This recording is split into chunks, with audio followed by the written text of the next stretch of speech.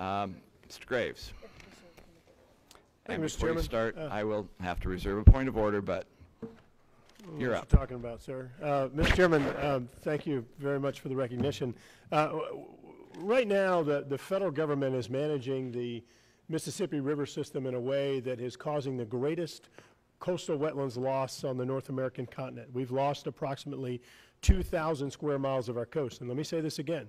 This is the federal government's actions that are causing this land loss. It's happening over about the last 80 years. These are coastal wetlands. This is some of the most productive habitat on the North American continent. It also happens to be where Cajuns primarily live, in South Louisiana. We have been trying to very aggressively move out with a multi-billion-dollar restoration and protection plan, and now we have the federal government actually obstructing our efforts. For example, the Corps of Engineers and the National Marine Fisheries Service are telling us it's going to take 5 years to get an environmental restoration project approved. We're going to have over nearly $1 billion sitting in the bank. If being an endangered species actually affords you additional protection and allows your habitat to be protected and restored, then that's what we want. Our habitat is disappearing, and I don't understand why animals get better treatment than our actual people. So our amendment just simply designates Cajuns as endangered species so we can be afforded those same protections, and so we can have the federal government actually working with us as opposed to against us. Mr. Chairman. I appreciate your support. I appreciate that. Are you sure you don't want to call them an invasive species since You they're know actually what? from Canada? Mr. Chairman, I certainly recognize the tone of your skin, but I'm not sure that you're a Native American. And I also want to make note that the Cajun people were thrown out of Nova Scotia, that we came to the United States about 100 years before Utah became a state, and I'd like to think that we actually complemented the United States and have contributed much. I know people like to come and enjoy our food and our culture and our music in South Louisiana. So once again, Mr. Chairman, I'm going to ask if you could help us get Cajun designated as endangered species so we can be afforded the same protection and stop having the federal government contribute to our land loss, our culture loss, and our habitat loss. All right.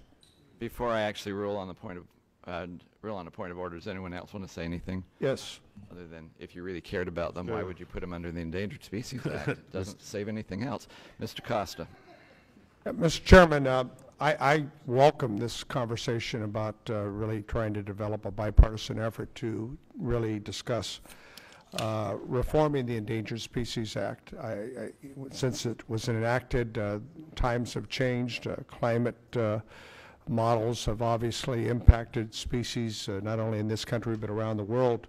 And let me just bring it home to let my own feelings be reflected. The drought conditions that we have faced in the San Joaquin Valley over the last 10 years have had a significant, devastating impact on farmers and the farm communities and farm workers in the entire San Joaquin Valley, some of the most richest productive land in the world. And yet we have noted climatologists and biologists like Peter Moyle at UC Davis that have indicated as a result of climate change that 80% of the native species in California could go extinct in the next 50 years. And so when you're trying to balance ESA issues, endangered species issues, in a law that was written over 40 years ago with the changes in science today, I think it really needs to be looked at. The constraints that are on our own water systems, not only in California but in the West, don't reflect the changes in ecosystems today and the impacts on economies, whether it's in Southern California or the agriculture economy in the Valley. And I think it makes no sense. So I think it's a good time to, for Democrats and Republicans, Mr. Chairman, to revisit this and maybe hold hearings on the Endangered Species Act to determine whether or not today's realities to balance the needs of our environment, our ecosystems, and our economy really are reflected in the law. I do appreciate the rationale behind the gentleman's amendment, but unless he's willing, unless the gentleman's willing to update it to include San Joaquin farmers and farm workers, in addition to Cajun, I urge my colleagues to oppose this measure. But I'm in. I'm in. Are you willing to add tanned Utahns in there too? we're trying to relegate this to areas that contribute to the United States, Mr. Chairman. Of course, I'm kidding, sir. Well, thank you. Now, I appreciate you introducing the last amendment Chairman. you're going to get now this committee, but Chairman? Mr. Grijalva. Yeah, in opposing this amendment, you know, ESA listing is for species that lacks genetic diversity and must rely on government assistance simply to survive. I'm not sure the gentleman from Louisiana I'm sure he doesn't feel that way about the Cajun people. Further, if this bill and others before us today were to become law, the ESA would provide little help for listed Cajuns anyway. H.R. 3131 would prevent lawyers who wanted to protect the rights of Cajuns from recovering reasonable fees for their efforts, as if litigating for big oil didn't pay them any better. And what does the best scientific and commercial data available say about the threats to Cajuns? We would never know, because under H.R. 1274, we would have to accept anything states, tribes, and localities, even those outside native Cajun habitat in Louisiana, would have to say about it, and that would take precedent over that. If we really wanted to save the Cajun people, you need to ask the members on your side of the aisle to help you out.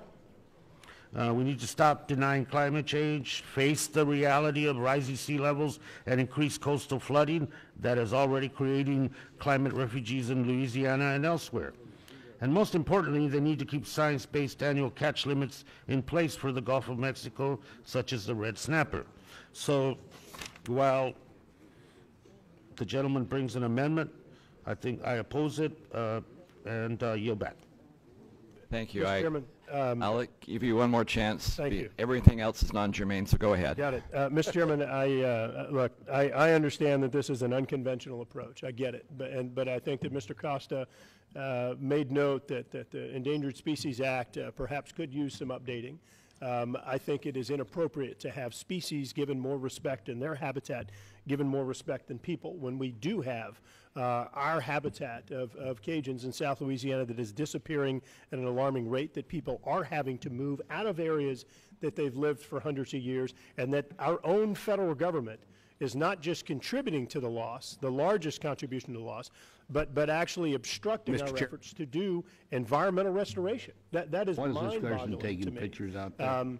While I, to some degree, appreciate of yours? the gentleman's, the ranking member's comments, I also want to remind you that you sponsored an amendment to actually cut funding for coastal restoration and hurricane protection and community resiliency in Louisiana. So I'd certainly appreciate the opportunity to work with you, but working with us includes efforts to complement our restoration and protection efforts in South Louisiana. With that, Mr. Chairman, I understand the direction this is headed in. And I'm going to go ahead and withdraw our amendment, but also let you know that despite the fact you may be kicking me off the committee, I do look forward to continuing to work with you on this issue in the future, because I think it's inappropriate. We can continue to have this type of land loss and environment loss anywhere in the United States and having the federal government largely the cause of that loss.